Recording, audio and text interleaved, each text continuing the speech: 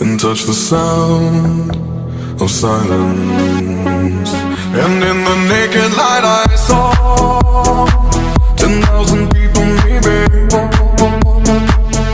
People talking without speaking, people hearing without listening, people writing songs that voices never share, and no one dared disturb the sound of silence. Fool said, "Ah, you do not